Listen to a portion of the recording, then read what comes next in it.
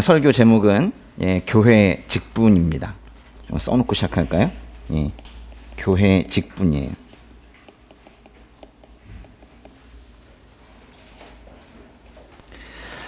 우선 말씀 한 구절 읽고 시작하도록 하겠습니다. 디모데전서 펴보세요. 디모데전서 3장의 13절. 디모데전서 3장 13절 읽어보겠습니다. 집사의 직분을 잘 수행한 사람들은 자기들을 위해 훌륭한 지위를 얻게 되고 그리스도 예수 안에 있는 믿음 안에서 큰 확신을 얻게 된다. 집사의 직분을 잘 수행한 사람들에게 주어지는 상이 두 가지가 있다는 거예요. 첫 번째 상은 자기들을 위해 훌륭한 지위를 얻게 되는 거래요. 훌륭한 지위를 얻는데요. 뭔가 좋은 것 같아요. 근데 이거는 세상에서 권력을 가지게 되는 그런 식의 지위를 말하는 게 아니라 교회를 잘 섬기게 되었을 때, 집사로서 교회를 잘 섬겼을 때 사람들로부터 존경받게 된다라는 거예요. 두 번째 상은 뭐래요? 그리스도 예수 안에 있는 믿음 안에서 큰 확신을 얻게 되는 상을 얻는데요. 그리스도 예수 안에 있는 믿음 안에서 큰 확신을 얻게 되는 것. 섬김을 통해서 하나님의 일하심을 보게 되잖아요. 하나님 만나고 싶으시면은 섬기시면 되는데요. 섬김의 자리에서 특별히 하나님의 일하심을 보고 정말로 그 복음의 능력이 그 사역 가운데 나타나는 걸 목격한단 말이에요. 그러면서 믿음이 커지죠.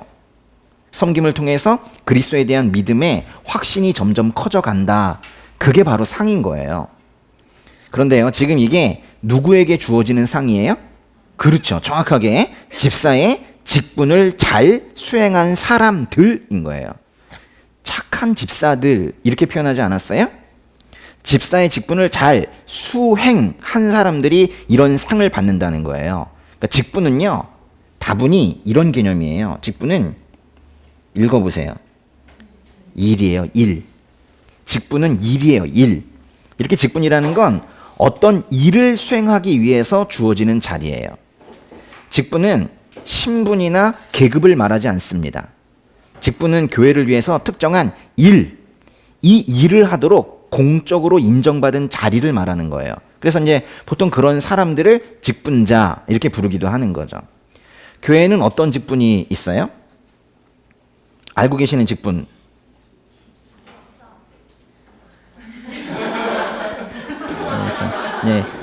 일단 그런 게 있어요. 목사, 장로, 권사, 집사, 뭐 이런 각각의 직분이 있습니다. 뭐 그런 직분을 좀 더 세분하기도 하지만은 일반적으로 뭐 교회에서 볼 수 있는 직분은 조금 전에 말씀드린 목사, 장로, 권사, 집사 이런 직분들이에요. 물론 모두에게 직분이 주어지는 건 아닙니다. 직분이 있는 분도 있고 아닌 분도 있어요. 그러니까 이 각각의 직분은 그 사람에게 맡겨진 일이 무엇인가에 따라서 달라지는 거예요. 그래서 엄밀하게 말하면 그 일을 현재 하고 있을 때 직분자다 이렇게 말하는 거예요. 집사의 일을 하고 있을 때 집사이고 장로의 일을 하고 있을 때 장로이고 그런 거예요. 오늘은 이 교회의 직분에 대해서 이제 배우는 시간을 가질 텐데요. 이제 교회의 직분은 물론 핵심 교리는 아닙니다. 예수 그리스도의 십자가 공로에 기대어 우리가 구원을 받는다는 거, 이거보다 더 중요한 교리는 없어요. 그럼에도 불구하고 성경에는 교회의 직분에 대해서 가르쳐주고 있어요. 그거는 우리가 이런 한계적인 존재로서 이런 우리인데, 참 부족한 우리인데 이런 우리를 사용하셔서 거룩한 교회를 이루어가기 위해서는 뭔가 헌신하면서 어떤 정해진 일을 도맡아 하는 그런 일꾼들이 필요하셨던 것 같아요. 다만 성경은 그 직분을 세우는 기준이나 방법 이런 것들을 아주 구체적으로 말하고 있지는 않습니다. 큰 틀은 말해주고 있어요. 우리는 그 큰 틀 안에서, 즉 하나님의 의도를 벗어나지 않는 범위 내에서 융통성 있게 이 직분 제도를 운영해 나가야 되는 거예요. 성경이 말하는 그 직분의 범위를 벗어나서도 안 되지만은 이 직분 뭐 그런 거 필요 없어 이렇게 무시해서도 안 되는 거예요. 왜냐하면 직분은 그 사람, 그 직분자를 위해서 준 것이 아니라 주님의 몸된 교회를 위한 것이기 때문에 이 직분에 대해서 함부로 폄하하거나 그래서도 안 되는 거예요. 직분자들은 교회 구성원 사이에서 다른 사람들에 비해 조금 더 알려져 있어요. 저분은 어떤 책임을 맡고 계신 분이지라고 하면서 사람들이 좀 더 많이 생각해요. 그래서 단순하게 교회 안에서 봉사 활동을 한다거나 또는 각자의 은사를 활용해서 교회를 위해 헌신하는 거 귀하지만 그런 것은 직분이라고 하진 않습니다. 직분은 공적인 인정을 받아서 세워지는 자리예요. 무슨 인정이요? 예, 공적인 인정을 받는 자리예요. 보통 안수라는 과정을 거치게 돼요. 안수. 안수하는 과정을 거쳐요. 그리고 그 안수 과정이 많은 사람들 앞에 공개됩니다. 이때 안수라는 것은요, 존재론적인 어떤 신분의 변화를 말하는 게 아니에요. 안수를 통해서 그 사람이 다른 그리스도인들에 비해서 뭔가 다른 신비적인 변화가 일어나고 좀 더 다른 사람이 되고 그런 과정이 아니에요. 만약에 목사가 집사에게 안수를 한다면 그거는 집사라는 특별한 임무를 수행하도록 주님으로부터 위임을 받아서 그 권한을 부여하는 그런 행위인 거예요.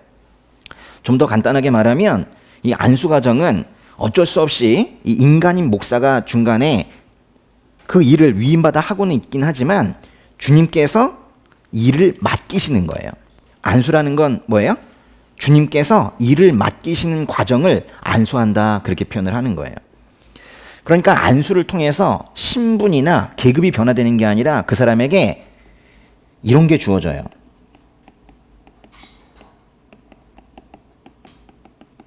적어보세요. 뭐가 주어져요? 구별된 소명이 주어지는 거예요. 그러니까 안수를 통해서 직분이 부여되었을 때는 그에게 소명이라는 게 주어지는 거예요. 그러면 소명 의식을 가져야 되겠네요. 그래서 모든 직분자들은 소명 의식을 가지고 그 직분을 감당해야 되는 거예요. 사실 성경에 지금 명시되어 있는 직분은 이 장로 그리고 집사, 사실 이 두 개밖에 없습니다. 이 직분은 하는 일의 차이로 구분이 되어 있는 거예요. 상하 개념이 아닙니다. 뭐 집사보다 장로가 뭐 높거나 뭐 이런 개념이 아니에요. 근데 이제 유교적 관념이 강한 이제 우리나라에서는 각 직분을 이미 서열화시켜 놓고 있어요. 어떤 직분이 교회를 다스리는 직분이라 할지라도 그거는 그 역할이 주어져서 그런 거지, 그 직분이 소위 높은 직분이어서 다스리는 일을 하는 건 아니에요. 교회에 제사장이라는 직분이 있다면 그 사람은 그야말로 구약시대처럼 높은 직분으로 여겨질지도 몰라요. 근데 지금 현대 교회의 현실 직분에 제사장이 있습니까? 없습니까? 없습니다. 그죠? 제사장이 없어요. 그리고 있을 필요도 없어요. 왜요? 제사를 안 지내니까요. 제사를 지내야 제사장이 필요한데 지금 제사를 안 지내거든요. 예배는 제사가 아닙니다. 우리는 이미 대제사장이 되셔서 또한 스스로 십자가의 제물로 드려지신 그 예수님의 그 십자가 제사가 그게 무슨 의미인지를 믿음으로 그 구원을 받는 존재이지 매주 제사를 드려서 근근히 구원을 이루어가는 그런 존재가 아닌 거예요. 그러니까 예수를 믿는다고 하면서 어떤 사람을 제사장 또는 뭐 대제사장 이렇게 세우고 있는 종교가 있다면 그건 예수님께서 하신 일을 믿지 않는 거나 마찬가지예요. 교회에는 제사장이 없습니다. 목사도 제사장이 아니에요. 나중에 말씀드리겠지만 이 목사도 장로의 한 종류입니다. 현재 교회에 있는 모든 직분은 평등한 거예요. 그렇다고 해서 다스리는 일을 하는 그 직분이 다스리는 그 일을 할 때 그 다스림을 받는 사람들이 우리는 평등한데 왜 나한테 이래라 저래라 합니까? 이래서는 또 안 되는 거예요. 그건 질서를 위해서 그 직분을 만든 것이거든요. 그러니까 다스리는 일을 어떤 직분이 해야 한다면 그것은 다스리는 일이 주어졌기 때문인 거예요. 상하 개념이 아니라는 거예요. 직분이라는 것이 뭘 말하는지 조금 이제 이미지가 생겼습니까? 예. 좀 더 구체적으로 볼게요. 현재 교회에 있는 직분으로서 성경에 명시된 직분은 두 개밖에 없다고 그랬어요. 뭐란 거예요? 장로, 집사밖에 없다고 그랬는데 사실은 하나가 더 있었어요. 초대교회에만 있다가 지금은 없어진 직분이 하나가 있는데요. 그게 바로 사도라는 직분입니다. 사도에게는 특별한 권위가 있어요. 무엇보다도 하나님의 말씀을 쓰고 전파할 수 있는 그런 권한이 있었어요. 성경을 쓸 수 있었다니까요. 근데 뭐 현재의 교회에 있는 직분은 그런 걸 하지 않습니다. 사도라는 직분이 썼죠. 근데 성경이 이제 다 이루어졌죠. 그러니까 현대 교회에서 만약에 어떤 사람이 나는 사도다, 그런 사람이 만약에 있다면 그 사람은 피하시면 돼요. 아주 이상한 사람이에요. 사도는 현재는 없습니다. 성경에서 말하는 사도라는 것은 보내심을 받은 자, 뭐 이런 의미인데요. 사도가 되기 위해선 반드시 두 가지 요건을 갖추어야 돼요. 하나는 예수님의 부활을 직접 목격해야 돼요. 우리 못 봤잖아요. 우린 결코 사도가 될 수 없어요. 직접 봐야 된다고요. 둘째, 예수님에 의해서 특별히 부르심을 받아야 돼요. 예수님의 아주 특별한 콜링이 있어야 돼요. 그래서 이제 예수님의 12제자가 이제 여기에 다 들어갈 수가 있고, 또 다메섹으로 예수 믿는 사람들 잡으러 가다가 환상 중에 부활하신 예수님 만난 사도 바울도 사도로 인정될 수 있어요. 또 가롯 유다 대신에 12제자에 나중에 들어가게 된 마띠아라는 사람이나 바울과 동역했던 바나바, 뭐 이런 정도의 사람들이 사도라고 불릴 수 있을 거예요. 그러나 사도라는 명칭은 그 이상으로 더 확대해서 해석하면 안 되고, 확실히 지금 이 시대의 교회에는 사도라는 건 있을 수가 없습니다. 성경에 명시되어 있으면서 현대 교회에도 있는 직분으로서는 우선 장로가 있어요. 장로. 네. 장로에 대해서 한번 볼까요? 네, 장로. 장로. 여기서 이 장자는요, 이 길장자 있잖아요. 장. 그리고 이제 노자는 이런 노자. 이게 무슨 노자예요? 이게 늙을 노자인데, 영어로 쓸 때에도 실제로 이게 엘더 이렇게 쓰거든요. 그러니까 뭔가 연장자라는 뭐 그 문자적으로는 그런 의미예요. 우선 장로가 등장하는 말씀 한 구절 읽어보도록 하겠습니다. 사도행전에 14 읽어보겠습니다. 바울과 바나바는 제자들을 위해 각 교회마다 장로들을 세워 기도하고 금식하며 자신들이 믿는 주께 그들을 부탁했습니다. 장로들 세우는 것이 매우 중요했나 봐요. 금식을 하면서 그렇게 세워 나갔네요. 이건 이제 바울이 1차 전도 여행할 때 각 지역마다 교회를 세우고 얼마 지나지 않아서 장로를 세웠다, 뭐 그런 말씀인데요. 이렇게 장로는 처음부터 있었어요. 교회 초기부터 있었던 그런 직분이 바로 장로입니다. 근데 이 사도행전 14장 23절에서 우리가 눈여겨봐야 될 표현이 있어요. 바로 장로라고 표현하지 않았다는 거예요. 뭐라고 표현했어요? 장로들이라고 표현했죠. 복수, 그죠? 장로들이라고 표현했어요. 신약 성경 읽다 보면 장로라는 표현보다는 장로들이라는 이 복수의 표현이 훨씬 더 많이 나옵니다. 사실 거의 다예요. 99%. 단수로 나오는 경우가 거의 없어요. 그러니까 한 교회에 여러 장로들이 있었던 거예요. 항상 장로를 세울 때 여러 장로를 세운 거예요. 말씀 하나만 더 보겠습니다. 같은 이제 사도행전에요. 20장의 17절로 한번 가볼게요. 읽어보겠습니다. 밀레도에서 바울은 에베소로 사람을 보내 교회 장로들을 불러오게 했습니다. 밀레도와 에베소는 모두 지금의 터키 지역, 즉 소아시아 지역에 있는 도시들인데요. 아시죠? 여기 이제 지중해가 있고 그 위쪽에 이렇게 소아시아 지역이 있고 밑에 이제 예루살렘이 있고 한데요. 위쪽에 이제 에베소가 있고 밀레도는 좀 아래쪽에 있고 뭐 그런데요. 사도행전 20장 17절은 바울이 에베소 장로들에게 설교를 하려고 밀레도로 부르는, 이쪽으로 오시오 이렇게 부르는 뭐 그런 장면이에요. 이 말씀에서도 역시 장로들이 말 그대로 장로들 이렇게 복수가 사용되고 있죠. 에베소 교회에도 역시 장로들이 세워져 있는 걸 볼 수 있어요. 디도서라는 책으로 한번 가보겠습니다. 디도서의 1장의 5절. 디도서는 사도 바울이 그의 동역자인 디도에게 쓴 편지예요. 디도는 사람의 이름입니다. 동역자에게 뭐라고 말하고 있는지 볼게요. 시작. 내가 그대를 크레타에 남겨둔 까닭은 그대가 남은 일을 바로잡고 내가 그대에게 지시한 대로 각성의 장로들을 세우게 하려 함이었다. 크레타는요, 이 지중해 가운데 있는 섬입니다. 섬. 예. 근데 여기 번역마다 뭐 그레데 뭐 이렇게 표현하기도 해요. 크레타, 그레데. 바울은 디도에게 이 크레타 섬에 있는 교회를 어떻게 이끌지에 대해서 지금 지시하고 있는 거예요. 이렇게 말합니다. 각성의 장로들을 세우게 하려 함이었다. 이 당시 교회가 각 성마다 세워졌던 것들을 생각해 보면 이건 결국 지역마다 세워진 교회들의 모두 장로들을 세우라고 지시하는 거예요. 지금 장로들을 세워야 된대요. 이 어떤 섬에 있는 교회에. 그렇다면 여기는 아직은 오래되지 않은 교회예요. 당시 크레타 섬의 교회들은 세워진 지 오래되지 않아서 이제 장로들을 세워가고 있는 거예요. 이렇게 이제 초대교회에는 각 교회마다 최소한 2명 이상의 장로들을 세웠다는 걸 알 수가 있습니다. 근데 신약성경에서는요, 이 장로라는 단어를 다른 단어로 부르는 경우도 있어요. 에베소서 4장의 11절로 한번 가보세요. 읽어보겠습니다. 그가 어떤 사람은 사도로, 어떤 사람은 예언자로, 어떤 사람은 복음 전도자로, 어떤 사람은 목사로, 어떤 사람은 교사로 삼으셨으니 그랬죠. 그 말씀에서 이 목사라는 표현이 있죠. 목사. 목사가 장로의 하나입니다. 목사가 곧 장로는 아닌데 장로 중에 한 명이 목사예요. 목사는 포이멘 이렇게 부르는데요. 사실 헬라어 원문에 보면요, 이 에베소 4장 11절에 여기에서 그 목사와 그 다음에 나오는 게 뭐예요? 교사 있죠, 교사. 사실 이 두 개가 목사와 교사 이렇게 사실 한 덩어리로 되어 있어요. 다른 직분들과는 구분이 되게 이 문장 구성이 요건 좀 따로 이렇게 되어 있습니다.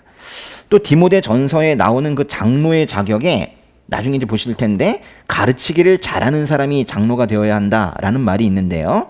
그것도 한번 생각해 보고 또 바울이 에베소 장로들에게 하는 설교 등을 종합해 보면은 목사는 장로들 중에서 가르치는 장로였을 거예요. 성경적인 표현대로 하면은 저는 지금 가르치는 장로인 목사의 직분을 지금 수행하고 있는 거예요. 가르치는 장로를 목사라고 그래요. 베드로전서 5장 1절에서 베드로는 자신을 이렇게 표현해요. 함께 장로가 된 사람 이렇게 소개를 하면서 다른 장로들에게 권면을 하고 있는데 아마도 그 말씀에서는 베드로가 이 현대교회의 목사와 같은 입장에서 권면을 하고 있는 걸 거예요. 그리고 장로를 부르는 또 다른 호칭은요. 사도행전 20장 28절 디도서 1장 등에서 볼 수 있는데요. 그중에서 디도서의 말씀 보겠습니다. 조금 전에 그 디도서의 1장 5절을 봤었잖아요. 그 다음에 나오는 디도서의 6절과 7절에 디도서 1장 6절 7절에 장로의 또 다른 명칭이 나와요. 장로들의 자격 요건을 말하는 그런 부분인데요. 디도서 1장의 6절과 7절 두 절 읽어보겠습니다. 장로는 흠없고 한 아내의 남편이며 방탕하다는 비난을 받거나 불순종하는 일이 없는 믿음의 자녀를 둔 사람이어야 한다. 감독은 하나님의 청지기로서 흠없고 제 고집대로 하지 않으며 쉽게 화를 내지 않으며 술을 즐기지 않으며 난폭하지 않으며 부당한 이득을 탐하지 않으며 6절과 7절은 같은 직분을 말하고 있는 거거든요. 6절에서는 장로라고 했다가 7절에서 같은 직분을 뭐라고 부르고 있어요? 감독이라고 부르고 있죠. 이 감독이라는 표현은 장로라는 단어와 이렇게 바꿔 쓸 수 있는 정도, 호환해서 쓸 수 있는 정도로 완전히 일치하는 단어예요. 그래서 이제 현대 교회의 장로교에서는 감독이라는 용어를 쓰지 않아요. 장로라는 표현을 쓰고 있기 때문에 굳이 감독이라는 표현을 쓸 필요가 없어요. 같은 단어로 보고 있기 때문에 그런 겁니다. 그런데 감리교 있죠. 감리교에서는 감독이라는 단어를 씁니다. 교회 직제 중에서 가장 큰 책임을 진 사람을 우리가 감독이라고 부르고 있는데 보통 목사가 맡게 돼요. 그래서 감리교에서 말하는 감독은 오히려 지금 현대 교회 직제에서는 목사와 더 비슷해요. 교단마다 이 명칭을 사용하는 것이 이렇게 조금씩 다릅니다. 성경적인 그러니까 장로의 명칭은 정리하면 이랬습니다. 장로와 감독은 같은 단어예요. 장로 안에는 특별히 가르치는 장로가 있는데 그 사람을 목사라고 합니다. 정리되셨어요? 예. 그러면 이제 장로는 뭐 하는 사람인가? 기본적으로 무슨 일을 하는 직분인가? 예. 디모데 전서로 다시 가볼게요. 디모데 전서의 3장의 4절과 5절에 장로라는 직분의 기본적인 일, 그게 뭔지 나와 있어요. 찾았으면 같이 한번 읽어보겠습니다. 자기 집안을 잘 다스리며 자녀들을 모든 단정함 가운데 복종하게 하는 사람이어야 한다. 사람이 자기 집안을 다스릴 줄 알지 못하면 어떻게 하나님의 교회를 돌볼 수 있겠는가? 이 말씀은 장로들이 자기 집안도 다스리지 못하면 어떻게 교회를 다스릴 수 있겠느냐, 교회를 돌볼 수 있겠느냐는 그런 말씀이에요. 교회도 집이잖아요. 하나님의 집. 가정이라는 집도 돌보지 못하는데 어떻게 하나님의 집을 돌볼 수 있겠느냐, 뭐 이런 말씀인데, 이 말은 장로라는 직분이 기본적으로 다스리고 돌보는 일, 이것을 하는 직분이 바로 장로인 거예요. 다스리고 돌보는 일을 하는 직분, 그게 바로 장로입니다. 그러면 사람들을 잘 알아야 되겠네요. 그렇죠? 그 교회의 그 개인마다의 그 사정이나 이런 것들을 잘 알아야 다스리고 돌볼 수 있을 거예요. 베드로가 장로들에게 권면하는 말이 있는데요. 이제 그 말씀을 보면 그 의미가 더욱더 명확해져요. 베드로 전서로 가보겠습니다. 베드로 전서의 5장의 1절과 2절 읽어보시면 이 다스리고 돌보는 것의 이미지가 좀 더 명확해져요. 베드로는 자신도 장로라고 말을 하고 있는데요. 베드로전서 5장의 1절, 2절 읽어보겠습니다. 함께 장로가 된 사람이요 그리스도의 고난의 증인이며 또한 나타날 영광에 동참할 사람인 나는 여러분 가운데 장로로 있는 사람들에게 권면합니다. 여러분 가운데 있는 하나님의 양떼를 치되 억지로 하지 말고 하나님의 뜻을 따라 자진해서 하십시오.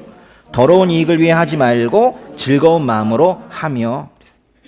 장로들은 하나님의 양떼를 치는 것처럼 성도들을 다스리고 돌봐야 한다는 거예요.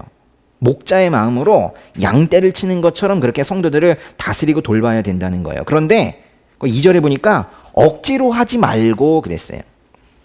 강압적으로 해서는 안 된다는 거예요. 그래서 이제 정리를 해보면은 장로라는 직분은 조금 더 정확하게는 이렇게 표현할 수 있어요. 강압적이거나 무례하지 않게 하나님의 양떼를 치듯이 성도들을 다스리고 돌보는 직분인 거예요. 받아 적기는 너무 길죠. 예. 강압적이나 무례하지 않게 하나님의 양떼를 치듯 성도들을 다스리고 돌보는 직분이 바로 장로인 거예요. 그러면 어떤 사람들을 장로로 세워야 하는가? 예. 다시 또 디모데전서로 가세요. 디모데전서에 뭘 끼워놓고 있으면은 오늘 설교 듣기가 편할 것 같아요. 그죠? 예. 디모데전서 다시 3장으로 가세요. 3장의 2절과 3절을 보면은 그 장로의 기준이 나와요. 장로의 자격 요건이 나와요. 읽어보겠습니다. 그러므로 감독은 비난받을 일이 없고 한 아내의 남편이며 절제하며 신중하며 단정하며 나그네를 잘 대접하며 가르치기를 잘하며 술을 즐기지 않으며 폭력적이지 않으며 온유하며 싸우지 않으며 돈을 사랑하지 않으며. 장로와 감독은 같은 단어라고 그랬어요. 그러니까 디모데전서 3장 2절은 그러므로 감독은 이렇게 시작하고 있지만 장로입니다. 그 안에 일단 목사가 포함이 된다고 그랬어요. 그러니까 지금 이 말씀은 현대교회의 이 목사의 자격, 장로의 자격을 말하고 있는 거예요. 목사와 장로는 어떤 사람들로 세워야 하는가. 예. 이 자격에 맞지 않으면 저를 잘라주세요. 예. 아주 힘든 말씀이었어요. 전 사실 공연히 또 최근에 우리가 또 고린도전서 13장을 또 괜히 외웠잖아요. 그 외우면서 얼마나 힘들었는지 몰라요. 근데 또 이 말씀 보면서 난 그만둬야 되나 뭐 이런 생각도 하고 막 그래요. 응? 우선 행동과 성품, 은사를 중심으로 장로의 자격을 말하고 있어요. 근데 거기에 금지되거나 제한되는 것들이 있어요. 일단 해서는 안 되는 거 뭐 있냐면 우선 비난받을 일을 해서는 안 된대요. 와, 너무 어렵네요. 이 말부터. 그죠? 비난받을 일을 해서는 안 된대요. 그럼 이제 개역개정에서는 책망할 것이 없어야 된다고 그랬어요. 여기서 비난받는다는 건 사람들의 기대에 못 미치는 어떤 비정상적인 언행들로 인해서 비난받는 거를 말해요. 어떻게 사람이 저럴 수 있어? 이래서 이제 비난받는 걸 말해요. 비난받을 것이 없어야 한다는 거는 장로의 자격으로서 이게 핵심적인 거예요.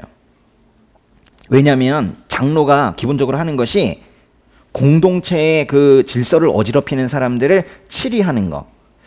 지금 현대교회에는 거의 없어졌지만 사실 치리와 권징 이런 게 있거든요.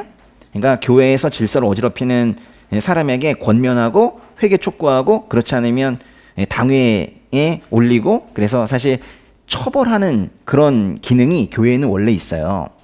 근데 요즘엔 뭐 그러면 이러고 가버리겠죠? 그런데 이제 장로가 이제 그 일을 주도해서 해야 되는데, 장로가 공동체 질서를 어지럽히는 사람들을 치리하기도 해야 되는데, 자신이 만약에 비난받을 일을 하고 있다면 성도들을 치리하는 건 어렵기 때문에, 그래서 이것이 바로 핵심적인 성품인 거예요. 또 술을 즐겨서는 안 됩니다. 술 끊으세요? 예. 폭력적이어서도 안 돼요. 또 싸우지 않아야 된대요. 돈을 사랑해서도 안 된대요. 그리고 또 요구되는 성품이 있어요. 한 아내의 남편이어야 된대요. 이거는 신실한 남편이어야 된다, 그런 뜻이에요. 그리고 절제함이 있어야 되고, 신중해야 되고, 단정해야 되고, 온유해야 한대요. 완벽한 사람인 것 같아요. 그리고요, 두 가지를 잘할 것을 요구하고 있어요. 첫 번째는 나그네를 잘 대접해야 된대요. 이게요, 마음 먹어서 되는 게 아니에요. 정말로 그 긍휼함이 여기에 그냥 장착되어 있어야지 자기도 모르게 이걸 할 수 있거든요. 오늘은 한번 대접해 봐야 되겠다, 그렇게 해서 될 수 있는 문제가 아니에요. 가르치기를 잘해야 돼요. 또 이 가르치기를 잘해야 한다는 자격 요건은 모든 성도들에게 필수적으로 요구되는 조건도 아니고, 나중에 보실 집사 직분에도 요구되는 게 아니에요. 장로들에게 잘 가르치라는 그런 은사가, 그 기능이 지금 요구되고 있어요. 근데 모든 장로들이 잘 가르쳐야 하고, 특별히 가르치는 일에 특화된 장로를 목사라고 하는데, 그 특화된 장로는 더 잘 가르쳐야 돼요. 교회의 아주 중요한 기능은 가르치는 거거든요. 왜일까요? 사람을 살려내는 복음이라는 것은 이 죄인들에게 그렇게 자연스러운 게 아닙니다. 그래서 가르쳐야 되는 거거든요. 자격 요건이 좀 더 있습니다. 디모데전서 3장에요. 좀 더 넘어가셔서 6절과 7절도 한번 볼게요. 또 개종한 지 얼마 되지 않은 사람도 안 된다. 이것은 그가 교만해져서 마귀의 정죄에 빠질 우려가 있기 때문이다. 또한 믿지 않는 사람들에게도 좋은 평판을 받는 사람이라야 한다. 이는 그가 비방과 마귀의 덫에 걸리지 않게 하기 위한 것이다. 개종한 지 얼마 되지 않은 사람도 장로가 되어서는 안 된대요.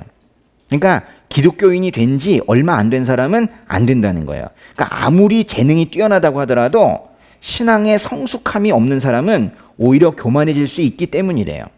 신앙에 성숙함이 없는데 사람들에게 박수를 받고 재능 있다고 또 이제 높임을 받고 이러면 교만해진단 말이에요.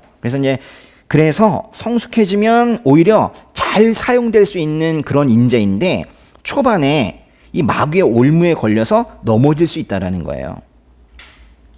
그리고 이제 장로는 믿지 않는 사람들에게도 좋은 평판을 받는 사람이어야 한대요. 세상 사람들은 그리스도인들을 통해서 교회를 봅니다. 여러분들을 통해서 교회를 봐요. 특별히 세상 사람들이 교회 직분자를 알고 있다면 특히 그 사람을 통해서 교회를 봐요. 그 사람은 교회 장로라면서 이러면서 그 사람들이 혀를 끌끌 찬다면 안 될 일일 거예요. 참으로 지금 말씀들은 읽으면 읽을수록 부담이 되는 그런 말씀이에요. 그러나 왜 이렇게 성경에서 말하고 있을까요? 그 직분자로서의 책임과 의무가 크기 때문에 그에 걸맞게 하나님께서 이런 조건을 좀 두고 계시는 거예요. 장로의 자격은 디도서 1장에도 나오긴 하는데요. 지금 읽으신 디모데전서 이 3장의 내용과 비슷합니다. 근데 디도서에만 더 나오는 내용이 뭐가 있냐면 쉽게 화를 내지 말아야 한대요. 부당한 이득을 탐하지 않아야 된대요. 분별력이 있어야 된대요. 배운 대로 신실한 말씀을 굳게 지키는 사람이어야 된대요. 그런 것들이 더 강조되기도 합니다. 아무래도 각 교회에서 이 목사와 장로가 지는 책임뿐만이 아니라 그 영향력이 크기 때문에 이렇게 다른 사람들을 대할 때의 태도도 이 자격 요건으로 둔 걸 거예요. 그래서인지 디모데전서 5장 22절, 디모데전서 5장의 22절에 보면 이 사도 바울은 이 젊은 동역자 이 디모데에게 장로를 안수하는 것과 관련되어서 이렇게 말합니다. 아무에게나 경솔하게 안수하지 마라 그래요. 이 말씀을 보면요, 이 장로로 세우는 공식적인 절차가 안수라는 것도 알 수 있고, 초대교회 당시에 이 장로를 세우는데 매우 신중했다는 그것도 알 수가 있어요. 장로와 감독은 같은 단어라고 그랬어요. 장로 안에 가르친 일이 특화된 장로가 목사라고 말씀을 드렸는데, 그 명칭이 무엇인지 간에 이런 직분과 관련된 말씀을 통해서 이제 우리가 알 수 있는 것은, 교회는 어떤 한 사람이 이끌고 갈 수 없다는 거예요. 그래서 장로들을 세우는 거예요. 누군가는 성도들을 가르치고 누군가는 성도들을 돌보는 역할을 해야 돼요. 이 두 가지를 한 사람이 다 하기는 어려워요. 전 못해요. 제가 솔직히 고백하지만 전 못해요. 우리는 능력이 그만큼 되지도 않고 각자 은사도 다르기 때문에 이거를 한 사람이 다 할 수가 없어요. 그래서 장로들을 세우신 거예요. 오늘 이제 배웠으니까 이제 이 땅의 교회에 좋은 장로들, 성경이 말하는 그 장로들이 많이 세워져서 성도를 가르치는 일과 성도를 다스리고 돌보는 일이 활발하게, 아주 경쾌하게 그렇게 많이 일어나기를 우리가 기도해야 되는 거예요. 그 다음은 권사라는 직분에 대해서 보도록 하겠습니다. 권사라는 직분은 성경에 없어요. 이 명칭이 나오지 않습니다. 권사는요, 언제 생겼냐면 아주 오래전에 생겼어요. 근데 이제 감리교에서 감리교가 갑자기 아주 폭발적으로 이제 부흥을 하는데 목회자가 부족한 거예요. 그래서 임시 목회자로 그렇게 세운 사람이 바로 권사입니다. 목사가 없으면 설교도 했어요. 또 다른 일도 섬기라고 그렇게 둔 임시 목회자, 그게 바로 권사예요. 근데 지금은 이제 목회자들이 많기 때문에 이제 권사라는 직분이 필요 없다고 생각이 된 나라들, 또 그런 교단에서는 권사라는 직분이 없어졌습니다. 미국 감리교에서는 권사 직분이 없어졌어요. 그런데 한국에는 권사라는 직분이 오히려 널리 시행되고 있습니다. 권사가 시작된 감리교회는 남자 권사도 있고 여자 권사도 있어요. 저희 장인어른은 남자 권사님이세요. 근데 장로교회에서는 여자 권사만 있죠. 사실 왜 생겼냐면요, 원래 장로교회는 권사가 없었는데 장로교회 목사, 장로 다 남자인 거예요. 그래서 자매 성도들을 섬기는데 너무 어려움이 많았어요. 그래서 여자 권사님들이 필요했던 거예요. 그래서 나이가 좀 있으신 그 자매 성도님들을 그래서 권사로 세우기 시작한 거예요. 권사라는 명칭은 성경에는 없는데 그 근거는 있어요. 그 근거를 찾아보면 로마서 12장의 8절입니다. 읽어보겠습니다. 권면하는 사람은 권면하는 일로, 구제하는 사람은 순수한 마음으로, 지도하는 사람은 부지런함으로, 긍휼을 베푸는 사람은 기쁜 마음으로 해야 합니다 했는데요. 여기서 이제 맨 앞에 권면한다라는 말이 있잖아요. 이제 헬라어로 파라칼레오 뭐 이런 뜻인데, 거기 권면한다라는 표현, 권면한다. 이 단어는 가르친다는 의미도 있어요. 위로한다는 의미도 있어요. 그래서 이 부분을 번역을 할 때 다른 번역에서는 위로한다 뭐 이렇게 번역을 하기도 해요. 성도들의 은사를 이제 가르치고 있는 그런 말씀 중에 그 중에 이제 권면하는 사람이 있는 거예요. 권면 할 때 그 권자 있죠? 이렇게 써요. 왜요? 네, 이렇게 써요. 권. 네. 이 글자에다가 사자를 붙이면 권사가 되는 거예요. 그래서 권사는 권면하는 사람이에요. 12장 8절에 로마서 12장 8절에 맨 앞에 나오는 권면하는 사람이 바로 권사인 거예요. 성경에 명확히 명칭이 나와 있지 않은 직분이라고 해서 처음에 각 교회가 권사를 세울 때에는 안수는 하지 않고 그냥 세우기만 했었어요. 근데 요즘에는 권사도 다 안수식을 하는 그런 추세입니다. 그 다음에는 집사를 보도록 하겠습니다. 집사는 좀 어려워도 요거 이제 헬라어를 하나 알아두시면 좋겠는데, 집사는 헬라어, 즉 그리스어로, 성경의 언어로 디아코노스라고 그래요. 디아코노스. 이게 직분과 관련되지 않은 곳에서 쓰일 때에는 종이란 뜻입니다. 종, 또 하인 뭐 이런 뜻이에요. 집사라는 뜻을 가진 영어 단어 아십니까? 모르겠어요? 디콘이라는 단어 있어요. 디콘. 여기서 나온 거예요. 디아코노스라는 헬라어에서 디콘이라는 집사라는 단어가 나왔어요. 집사라는 직분의 명칭은 빌립보서 첫 절에 명확하게 나와 있어요. 빌립보서 첫 절이면 빌립보서 1장 1절이겠네요. 펴보세요. 예. 그리스도 예수의 종 바울과 디모데는 빌립보에 사는 그리스도 예수 안에 있는 모든 성도들과 감독들과 집사들에게 편지를 씁니다. 거기서도 감독들이 장로들 말하는 거예요. 그러니까 모든 성도들과 감독들, 즉 장로들과 디아코노스들에게 편지를 씁니다. 이거예요. 이 말씀을 보면 확실하게 집사들이라는 사람은 그 직분은 다른 성도들과도 구분되어 세워졌고 감독들, 즉 장로들과도 구분이 되어서 세워진 걸 볼 수 있어요. 디모데전서 3장에 집사에 대해서 보다 구체적인 내용이 기록되어 있는데요. 장로들 이야기를 먼저 하고 그 뒤에 집사들에 대해서 말하고 있어요. 앞에서 장로들 얘기를 했기 때문에 마찬가지로 이렇게 시작을 하는 부분인데요. 디모데전서 3장의 8절부터 11절까지 집사 이야기 읽어보겠습니다. 마찬가지로 집사들도 존경할 만하고 한 입으로 두 말을 하지 않으며 술에 중독되지 않고 부당한 이득을 탐내지 않으며 깨끗한 양심의 믿음의 비밀을 간직한 사람이라야 한다. 이런 사람들은 먼저 시험해보고 그 후에 책망할 것이 없으면 집사의 직분을 맡게 하여라. 이와 같이 여자들도 존경할 만하고 남을 헐뜯지 않으며 절제하고 모든 일에 믿을 만한 사람이라야 한다.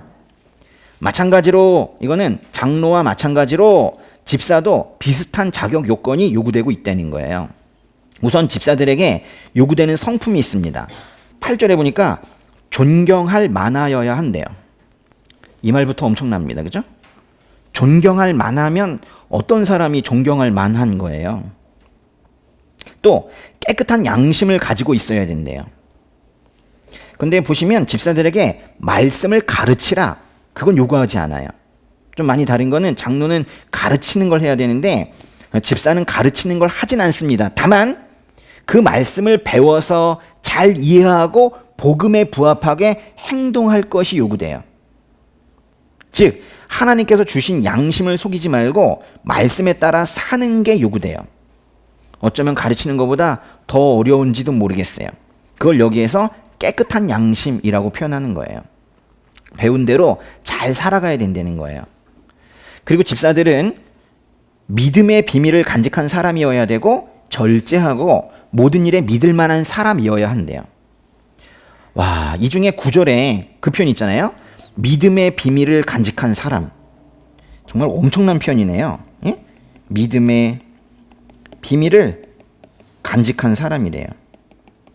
그 개역개정에서는 믿음의 비밀을 간직한 자 그랬는데요. 같은 표현이죠. 한번 읽어보세요. 믿음의 비밀을 간직한 사람. 참 아름다운 표현이네요. 그렇죠? 예. 무슨 뜻일까요?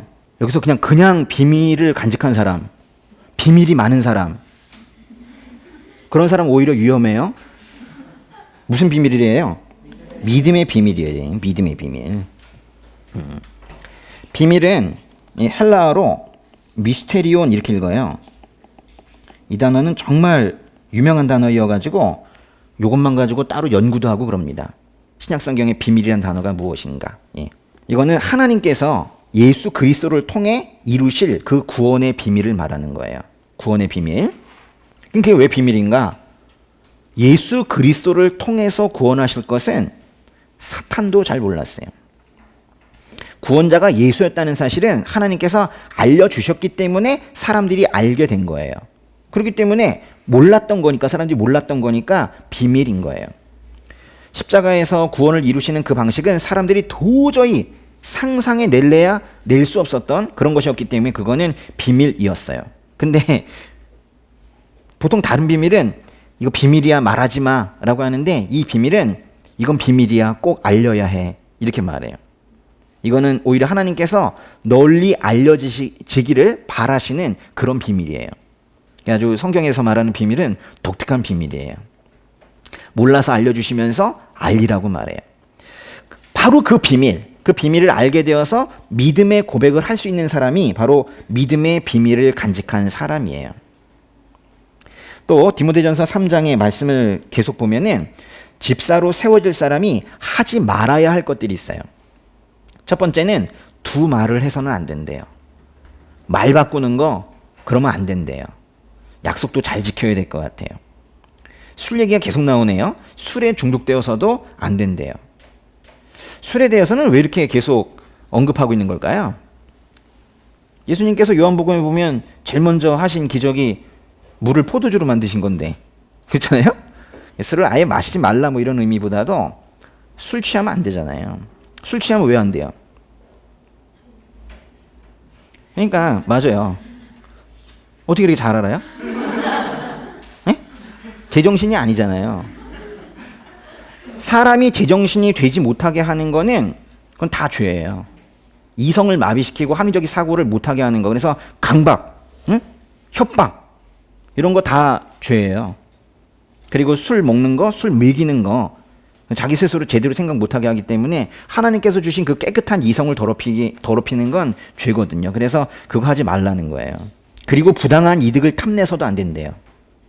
이거는 이제 집사들에게 매우 중요한 그런 그 요건인데, 부당한 이득을 탐내서는 안 된다. 왜냐하면 집사들이 대부분 이제 교회의 재정들을 담당하고 있기 때문에, 그래서 이제 부당한 이득을 탐내서는 안 된다. 이런 조건이 붙는 거예요.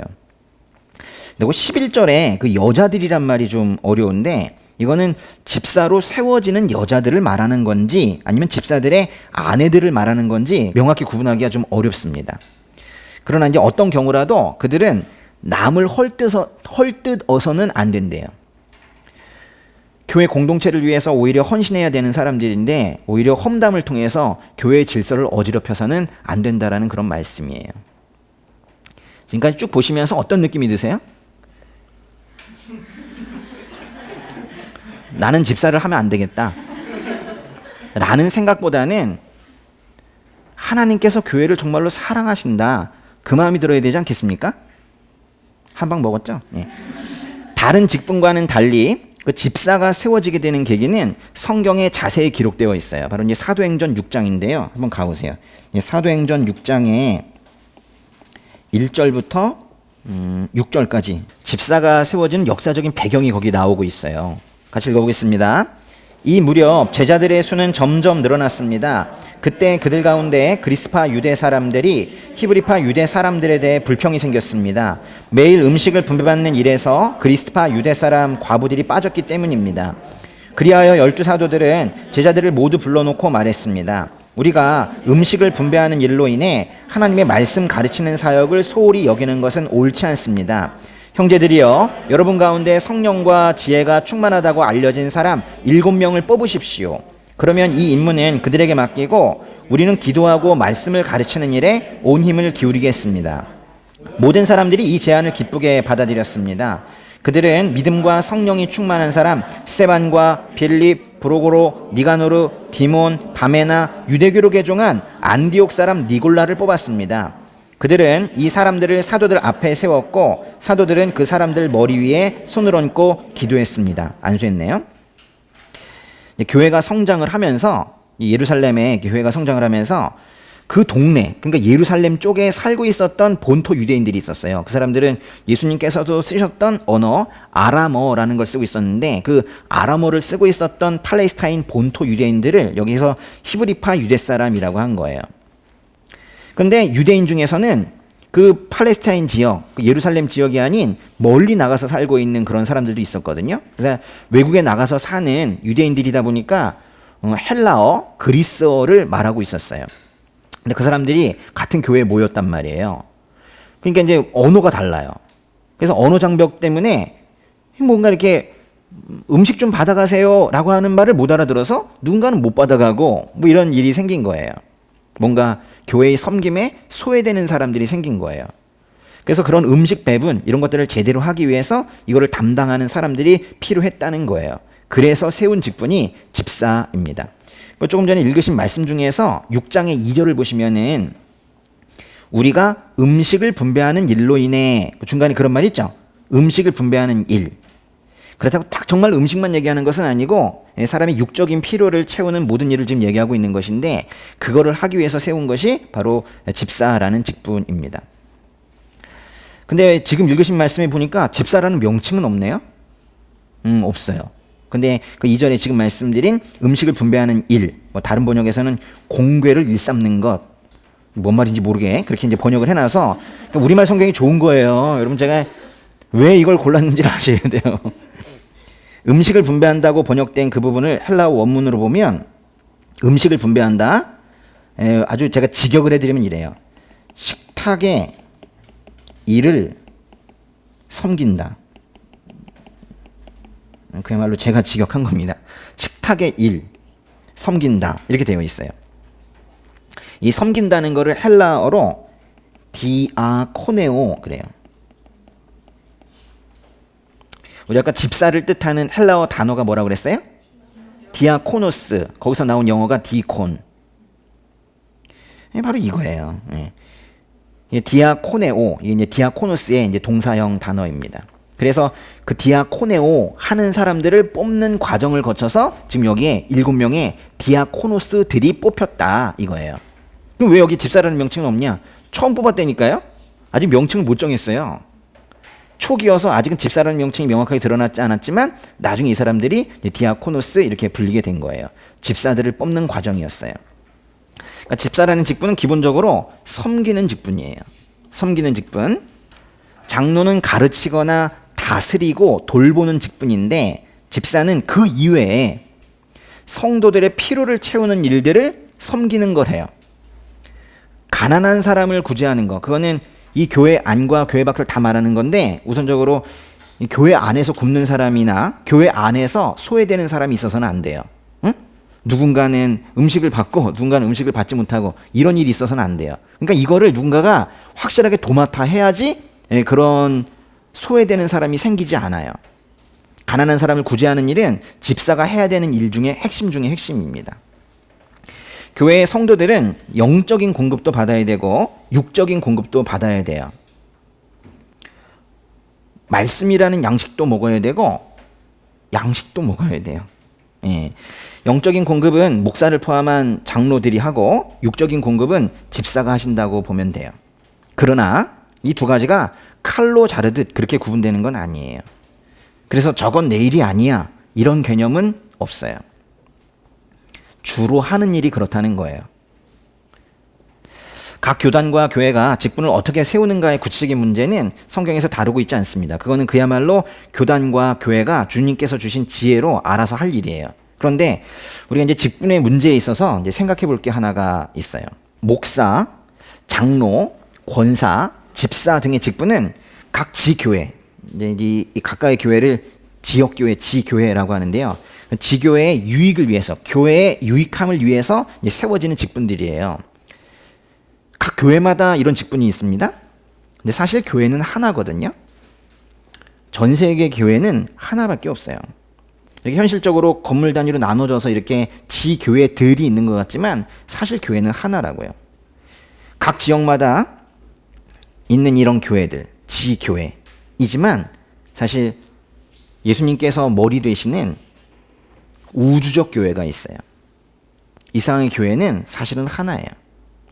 저는 이 교회의 이름이 온리즈 교회이지만은 주님께서 이 교회 이름을 버리라고 하면 언제든지 버릴 수 있어요. 여러분도 그러셔야 돼요. 교회는 연합할 수 있어야 돼. 교회는 원래 하나기 때문에 그래요. 근데 지금 각각의 교회들은 너무 내 교회 이러다가 지금 문제가 많이 생기고 있는 거거든요. 그 교회를 세우시고 이끌어 가시는 분은 삼위일체 하나님이세요. 에베소서 말씀을 잠깐 볼게요. 에베소서의 1장의 22절과 23절 읽어보겠습니다. 그리고 하나님께서는 만물을 그리스도의 발 아래 복종하게 하시고 그리스도를 만물 위에 교회의 머리로 삼으셨습니다. 교회는 그리스도의 몸이요 만물 안에서 만물을 충만하게 하시는 분의 충만입니다. 교회는 그리스도의 몸이요, 또 22절에서는 그리스도를 만물 위에 교회의 머리로 삼으셨다 그랬는데 여기서 말하는 교회는 그 우주적인 교회, 이 세상에 단 하나뿐이 없는 그 교회를 말하는 거예요. 예수님께서 온리즈 교회의 머리만 되시겠습니까? 말씀에서 보시는 것처럼 예수 그리스도는 교회의 머리이시고 교회는 그리스도의 몸이에요. 여기서 말하는 교회는 이 세상에 하나밖에 없는 우주적 교회라고 그랬어요. 그 우주적 교회 해보세요. 우주적 교회. 그 우주적 교회의 직분을 가지고 계신 분이 계시는데 우주적 교회의 직분을 가지고 계신 분이 바로 예수님이세요. 그거는 이제 사람들에게 주어지는 장로, 집사 등의 직분과는 비교도 되지 않을 만큼 아주 스케일이 큰 직분이에요. 예수님의 직분을 이렇게 표현합니다. 삼중 직분. 우주적 교회의 직분, 예수님께서 가지신 직분을 뭐라고 한다고요? 삼중 직분. 이거는 이제 세 가지 직분을 동시에 가지고 계시다는 거예요. 우린 지금 하나도 수행하기 어려운데 예수님께서는 삼중 직분을 동시에 가지고 계시다는 거예요. 하나는 예언자의 직분이고요. 또 하나는 제사장의 직분이고요. 하나는 왕의 직분이에요. 이 세 가지를 모두 가지고 계시다는 것을 삼중 직분을 가지고 계신다, 그렇게 말해요. 구약 성경의 그 많은 예언자, 뭐 다른 데서는 선지자라고도 부르죠, 그렇죠? 이 선지자들은, 또 그 많은 제사장들은, 그 많은 왕들은 모두 하나님의 기름 부음을 받고 세워지는 사람들입니다. 하나님의 기름 부음을 받은 자, 메사이아, 메시아예요, 메시아. 예수님은 이 모든 이 세 직분을 다 가지고 계신 분이에요. 예수님은 예언자이셔서 하나님을 우리에게 보여주세요. 그걸 어려운 말로 계시한다고 해요. 계시. 그래서 하나님을 우리에게 계시하시고 하나님의 말씀을 또 우리에게 전해주셨어요. 또 예수님은 제사장이셔서 우리를 대신해서 하나님께 제사를 드리시고 친히 자신이 희생 제물이 되셨어요. 또 예수님은 왕이셔서 교회와 이 우주를 다스리는 분이세요. 그런데 이 중요한 거는 사실 이 세 직분은 지금 누구의 직분이라고요? 예수님에게 주어진 직분인데 사실 이건 처음에 하나님께서 사람 창조하실 때 사람에게 주셨던 거예요. 에덴 동산에서 아담은 하나님의 참지식을 가지고 있고 하나님의 말씀을 들으면서 하나님과 대화를 나눴던 그런 예언자였어요. 그리고 기도와 찬송을 자유롭게 하나님께 올려드리는 그런 제사장이었어요. 또 피조물을 다스리고 정복한다는 의미에서 왕이기도 했어요. 그런데 죄를 지었어요. 불순종의 죄가 들어와서 인간 세상이 타락한 이후에 인간은 더 이상 이런 직분들을 제대로 할 수가 없었어요. 그것을 회복시키기 위해서 새로운 아담이 오셨어요. 그분이 바로 그리스도이세요. 예수 그리스도께서 오셨고 예수님께서 예언자, 제사장, 왕으로서의 직분을 모두 감당해 내시면서 이 삼중 직분을 완성하셨어요. 예수님은 하나님의 말씀을 우리에게 완전하게 증거하신 완전한 예언자이시고 우리의 죄값을 치르시기 위해서 최상의 제사를 드려 우리를 하나님께로 인도하신 제사장이시고 완전한 제사장이시고 새하늘과 새 땅을 의의 왕권으로 영원히 다스리실 만유의 왕이세요. 그런데 놀랍게도 내용이 어떻게 전개되고 있는지 잘 보세요. 원래 이 삼중직분은 사람에게 주어졌던 건데 사람이 죄를 지어 할 수 없게 되었는데 예수님께서 이것을 회복시켜 내셨어요. 완전한 삼중직분을 해내셨어요. 그런데 성경은 거기서 끝나지 않아요. 정말로 놀랍게도 황송하게도 그리스도인인 우리는 이 새 역할에서 그 예수 그리스도를 본받아야 된다는 거예요. 그거를 성경이 기대한다는 거예요. 그러니까 우리가 잃었던 것을 예수님께서 다시 회복시키셨는데 그거를 우리가 다시 예수님을 닮아가면서 그 직분을 우리가 본받아야 된다는 거예요. 해야 된다고요. 복음을 전하는 예언자적 역할을 이제 그리스도인들이 하기 시작했습니다. 맞죠? 다시 말합니다. 복음을 전하는 예언자적인 역할을 우리가 하기 시작했다고요. 아멘. 또 베드로전서 말씀처럼 우리는 왕 같은 제사장이 됐단 말이에요. 물론 예수님이 하신 것에 비하면 우리가 한 거는 아주 부족하기 짝이 없습니다. 불완전해도 이렇게까지 불완전할 수는 없어요. 그렇지만 우리가 닮아가고 있다고요.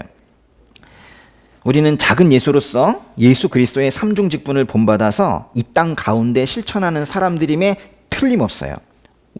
왜냐하면 그렇게 하라고 세워졌거든요.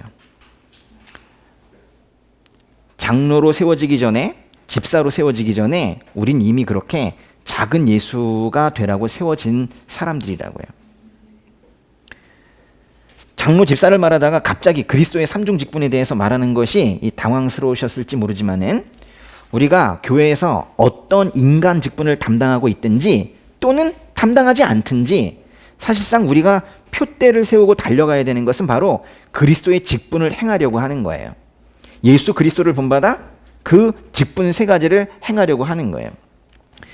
그러니까 교회의 직분이라는 거, 장로, 집사, 목사 이런 것들을 오해하게 되면 그 일에 매몰될 수가 있어요. 왜냐하면 그것이 일이기 때문이기도 한데 그 일에 매몰될 수가 있다고요. 그래서 아무것도 안 보일 수 있어요. 그럴 때 우주적인 교회라는 개념도 잊어버리고 예수 그리스도께서 교회의 머리라는 것도 잊어버리고 그냥 나만 좀 피곤해. 일하고 집에 가니까 그냥 힘들기만 해. 주일에 나와서 사역하는 것도 그냥 힘들어. 그럴 수만 있어요. 또 왜 하나님께서 이 땅에 교회를 세우셨는지 그 의도와 계획도 그 작정도 까맣게 잊어버릴 수 있어요. 예수님이 예언자로서 하나님과 하나님의 말씀을 이 땅의 사람들이 알게 하셨고 제사장으로서 죄사함을 이루셨고 왕으로서 이 땅을 통치하는 권세를 가지고 계셨던 것처럼 작은 예수, 우리들에게 주어진 이 직분 역시 예언자의 직분, 제사장의 직분, 왕의 직분이라는 사실도 잊지 말아야 돼요. 장로, 집사와 같은 이 지교회의 그런 직분과 예수 그리스도의 삼중 직분을 본받은 이 우주적 교회의 이 직분을 모두 기억하고 있을 때 우리에게 주어진 직분이 무엇이든 그거를 주의 뜻대로 감당해낼 수가 있는 거예요. 오늘 우리가 이제 교회의 직분에 대해서 지금 배웠잖아요. 그런데 우리는 참으로 이 성경에서 말하는 그 직분들을 행하기에는 너무나도 볼품없고 형편없어 보이는 그런 사람들이에요. 사실이 그렇지 않습니까? 저만 그런가요? 그렇지만은 이제 중요한 것은 우리가 보기에는 참 이 직분을 할 수 없겠구나, 응? 맡을 수가 없겠구나, 뭐 이런 생각이 드는 그런 나이지만 거울만 보면 돌아서고 싶지만 우리 주님께서 직분에 대해서 이렇게 말씀하시는 이유는 우리가 그 일을 할 수 있다고 기대하시기 때문이에요. 더 정확하게 말하면 우리가 할 수 있다 이거보다는 주님께서 하시는 일에 우리를 동참하게 하시려고 해요. 우리가 숟가락 얻는 거를 바라세요. 사실 우리 보고 하라는 거 아닌 것 같아요. 주님께서 하실 테니 거기에 같이 참여하라고 말씀하시는 거예요. 모든 직분을 주의 영광에 참여하는 일이고 예수 그리스도의 삼중 직분을 본받는 일이라고 여긴다면 교회의 직분이 단순히 어떤 일을 하는 거 그런 정도로 여겨지지는 않을 거예요. 직분을 가진다는 거는 하나님 나라를 세워가는 과정인 거예요. 우리 교회를 포함한 이 세상의 모든 교회에 예수 그리스도를 닮은 그 참다운 직분자들이 많이 세워져서 진정 이 땅의 교회들이 정말로 에너지가 넘치는 아주 푸릇푸릇한 생동감이 있는 역동성이 있는 그런 교회가 됐으면 좋겠어요. 네, 기도하겠습니다.